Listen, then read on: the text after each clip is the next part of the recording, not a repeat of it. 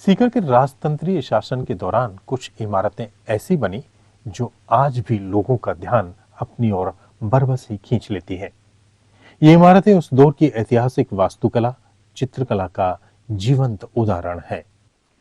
ऐसी ही एक इमारत सीकर के राजमहल गढ़ परिसर के दक्षिणी दरवाजे के निकट पुराने नजरबाग में स्थित है। इस इमारत का नाम है विक्टोरिया डायमंड जुबली हॉल, जिसे आज श्री कृष्ण सत्संग बालिका महाविद्यालय के नाम से जाना जाता है। सैकड़ों वर्ष पुरानी ये इमारत आज भी ज्यों की त्यों अपनी भव्यता के साथ खड़ी है। कई बसंत देख चुकी इस इमारत में कई राजा रजवाड़े आए और उनका अतिथि सत्कार यहां किया गया। सीकर में 11 राजतंत्रीय शासक हुए हैं। उनमें 10वें शासक राव राजा माधव सिंह जी बहादुर विक्रम संवत 1923 से 1979 तक सीकर के सर्वेसर्वा थे। उनके समय में ब्रिटिश साम्राज्ञी महारानी विक्टोरिया थी। उनकी 78वीं जयंती का संपूर्ण ब्रिटिश साम्राज्य में जश्न मनाने का कार्यक्रम वर्षों पूर्व बन चुका था। राव राजा माधव सिंह दूरदर्शी होने के साथ ही उच्च सत्ता से निकट संबंध बनाने में पारंगत थे। उन्होंने अपने मंत्रियों से सलाह कर महारानी के नाम से भव्य इमारत बनाने का निर्णय लिया।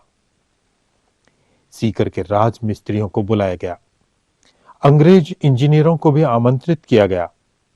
इसके लिए भूमि का चयन कर भूमि पूजन किया गया। इमारत पूर्वमुखी बनाई गई, जिसकी पृष्ठभूमि जमीन से 10 फीट ऊंची रखी गई। इस इमारत के निर्माण में सैकड़ों मजदूर और कुशल शिल्पी लगाए गए। निर्माण में ध्यान रखा गया कि सामग्री का अधिकांश भाग सीकर का ही हो, जिसमें लाइमस्टोन, झाझड़ा पत्थर, चिकनी मिट्टी की ईंटें सहित घरट से पीसा हुआ चूना मसाला तैयार किया गया।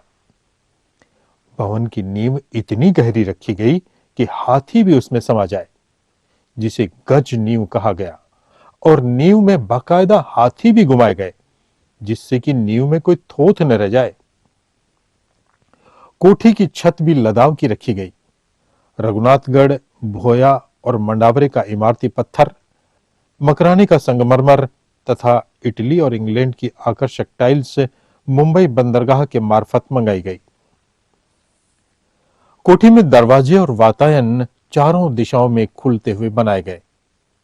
इमारत की 2 मंजिलें रखी गई।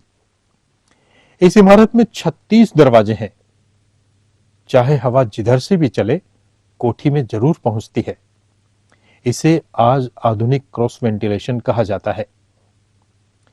कोठी में बर्मा से टीन के कपाट, बेल्जियम से ग्लास मंगवाकर लगाए गए। यही नहीं, जर्मनी, इंग्लैंड और बेल्जियम से शानदार कांच के झूमर मंगवाकर छत से लटकाए गए।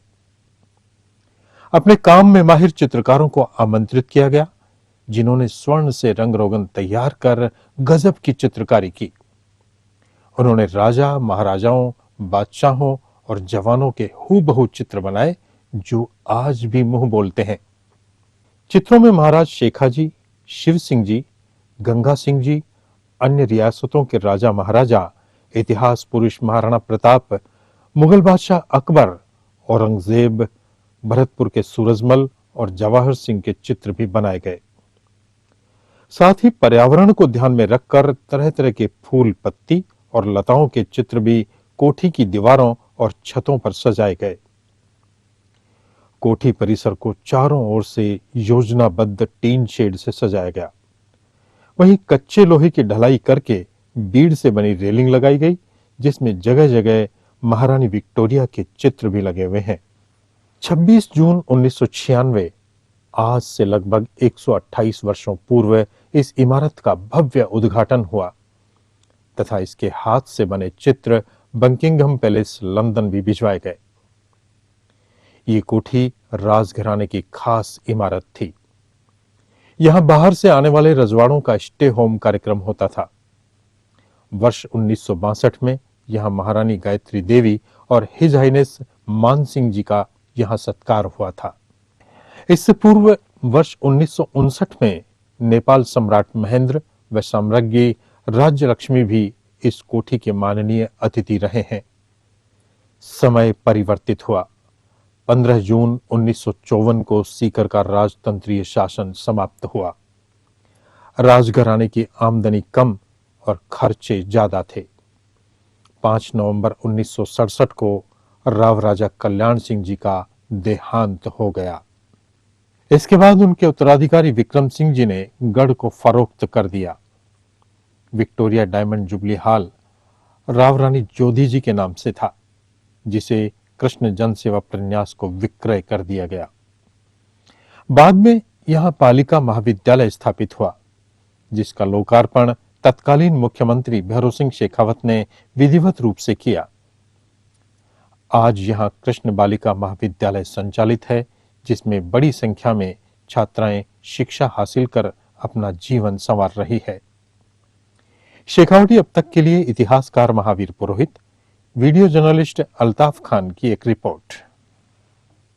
के गढ़ परिसर में जो नजरबाग कहते हैं पुराने जमाने के अंदर, उस नजरबाग के अंदर कोठी बनी हुई है।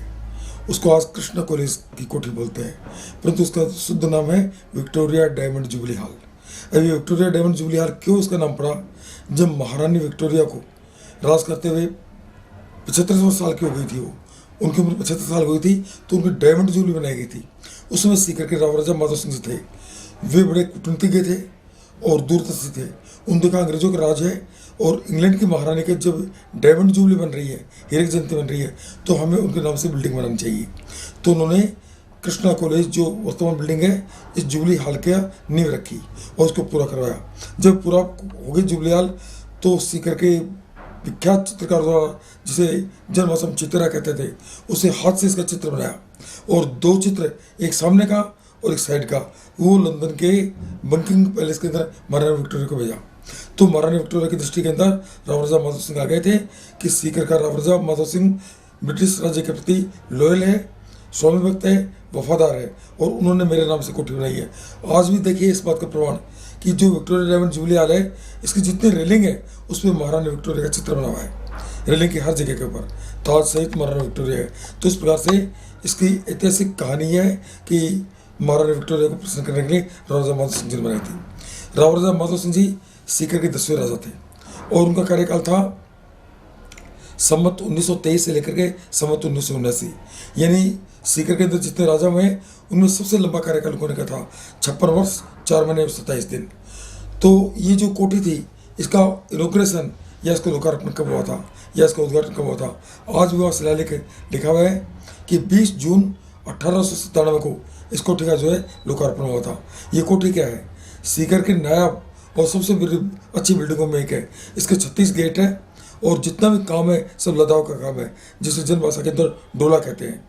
तो इस लदाव के काम के अंदर एक ऑटोमेटिक ऐसी है, हवा किधर से भी चले इसके अंदर ठंडक रहती है। तो इस प्रकार से ये कोठी बेस्ट कोठी है। और राव राजा के जितने भी मेहमान आते थे बाहर के, बड़े स्टेटों के राजा महाराजा, उनका रिसेप्शन और एट होम इसी होटल में होता था। मुझे याद है 1962 के अंदर महाराजा मान सिंह जी और महारानी गायत्री देवी जी सीकर आए थे, तो उनका एट होम इसी कोठी के अंदर किया गया था। तो ये विक्टोरिया डायमंड जुबली हॉल है। अब देखिए समय सबका एक नहीं होता। राजा खत्म हो गए, रियासतें खत्म हो गई, ठिकाने ठिकाने लग गए, रजवाड़े समाप्त हो गई। सीकर राजघराना भी राव राजा कल्याण सिंह जी के समय में बहुत अत्यधिक संपन्न था, लेकिन 15 जून 1954 को इनका राज जाने के बाद में इनको थोड़ी 70-80 लाख रुपए मुआवजा मिला था। वो भी इनके खर्चे को देखते हुए धीरे धीरे कम हो गया। और राव राजा साहब इतने उदार थे, उन्होंने सीकर के अंदर जितनी भी चीज़ें बनाई उसमें उदारता से दिया। तो जब वो राव राजा साहब का देहांत हुआ था 7 नवंबर 1967 को, उसमें उनके बैंक बैलेंस केवल 2 लाख रुपये बचा था। तो राजघराने पर बड़ा भार था खर्चे का, तो और गवर्नमेंट का टैक्स भी बकाया हो गया था, तो सरकार ने इनको बिकवा दिया। और ये जो है राव रानी साहब ज्योति जी की निजी संपत्ति थी, तो केवल 2,90,000 रुपये के अंदर इसका सौदा हो गया और 2,90,000 के अंदर ये बिक गई। 2,90,000 में तो इसकी एक सीढ़ी नहीं बनती, इतनी बेहतरीन कोठी है। तो उसके बाद के अंदर क्या हुआ कि कृष्णा सत्संग प्रन्यास बना। उन्होंने देखा कि इसका बिल्डिंग का उपयोग किया जाए, तो इस बिल्डिंग को अंदर उन्होंने लड़कियों का कॉलेज खोला। शहर के अंदर सुख से लड़कियों का कॉलेज खोला और उसका उद्घाटन राजस्थान के अंदर ये जो जनता पार्टी की सरकार बनी थी और उनके मुख्यमंत्री भैरव सिंह जी शेखावत थे, वो सीकर के रहने वाले थे, उनके द्वारा इसका लोकार्पण किया गया। और आज ये पीजी कॉलेज है, इसके अंदर तीनों फैकल्टी है, साइंस भी है, आर्ट्स भी है और कॉमर्स भी है। और शहर की लड़कियों को एक महफूज सुरक्षित स्थान मिला हुआ है, यहाँ पर अपना अध्ययन कर सकती है। तो इस प्रकार से सीकर के विक्टोरिया डायमंड जुबलियाल एक ऐतिहासिक इमारत है और उसके साथ में शिक्षा का बहुत बड़ा केंद्र है। हमें गर्व है कि सीकर के अंदर इतने दर्शनीय वस्तु और इमारत बनी हुई है। डॉक्टर रामकृष्ण शर्मा, प्राचार्य श्री कृष्ण सत्संग बालिका महाविद्यालय सीकर। श्री कृष्ण सत्संग बालिका महाविद्यालय की स्थापना श्री कृष्णानंद जी महाराज की प्रेरणा से 1977 में हुई। इस महाविद्यालय को अगर देखा जाए तो ये सीकर का सबसे प्राचीनतम निजी महाविद्यालय की श्रेणी में आता है। ये महाविद्यालय 1977 में जब ये गढ़ परिसर बिक रहा था, उस समय किसी व्यक्ति विशेष ने इस गढ़ को खरीदा और कृष्णानंद जी महाराज को ये पता चला कि ये गढ़ परिसर किसी व्यक्ति विशेष के पास चला गया था। उन्होंने राव राजा विक्रम सिंह जी से बातचीत की और उन्होंने ये कहा कि ये गढ़ परिसर जो है पीछे का, वो मुझे दे दिया जाए, मैं बालिकाओं के उत्थान के लिए, शिक्षा के लिए कोई कार्य करना चाहता हूँ। तो राव राजा ने कहा महाराज मैंने तो ये बेच दिया, लेकिन फिर भी राव राजा ने महाराज कृष्णानंद जी की जो आज्ञा है उसकी शिरोधार्य करते हुए उनको ये गढ़ जो है दिया। और कृष्णानंद जी महाराज ने इस गढ़ परिसर के लिए तुरंत एक जो है ट्रस्ट की स्थापना की और ट्रस्ट ने इस गढ़ को खरीदा और ख़रीद करके इसमें बालिकाओं की शिक्षा के लिए जो है कॉलेज आरंभ की गई 1977 में। वर्तमान जो उस समय मुख्यमंत्री थी भैरू सिंह जी शेखावत, उस भैरू सिंह जी शेखावत साहब ने आकर के इसका उद्घाटन किया और मात्र 13 बालिकाओं के साथ ही इस महाविद्यालय की स्थापना हुई। और 1977 से ही इस महाविद्यालय को जो है वो एड प्राप्त हुई और उस एड के आधार पर ही महाविद्यालय धीरे धीरे क्रमोन्नत होती गई, बढ़ती रही और अपने उद्देश्य को लेकर के ये विकसित होती गई। और यूजीसी ने इस महाविद्यालय को विकसित करने के लिए बहुत सा फंड दिया, ग्रांट दी और ग्रांट का असर ये हुआ कि ये महाविद्यालय जो है वो अपने आशा के अनुरूप बहुत अधिक सीकर शहर में जो है वो फलीभूत हुई। उसका असर ये हुआ कि यहाँ करीबन 3500 बच्चियाँ जो हैं वो शिक्षा अर्जित करती रही। लेकिन उसके बाद में जब ग्रांट ख़त्म हुई, समाप्त हुई, सरकार ने समाप्त की, तो इस महाविद्यालय का जो एक छत्र रहा था वो धीरे धीरे ख़त्म हुआ, कम हुआ, क्योंकि आसपास निजी महाविद्यालय बहुत सी खुल गई और उसका असर जो है इस महाविद्यालय पर पड़ा। लेकिन फिर भी वर्तमान में इस महाविद्यालय में 800 बच्चियां जो हैं वो अध्ययनरत हैं और इस शहर में जितनी भी महाविद्यालय हैं उन महाविद्यालयों को अगर देखा जाए तो उनकी फ़ीस की तुलना की जाए तो ये महाविद्यालय सबसे कम फीस में और सबसे अधिक अच्छी जो शिक्षा है वो दे रही है। और ग्रामीण क्षेत्र की मध्यम वर्ग की जो बच्चियां हैं वो इस महाविद्यालय में जो है वो अध्ययनरत हैं। इस महाविद्यालय में वर्तमान में साइंस, कॉमर्स और आर्ट्स फैकल्टी है और साइंस और आर्ट्स में जो है पीजी भी है और इसकी अगर संख्या देखी जाए तो 800 है।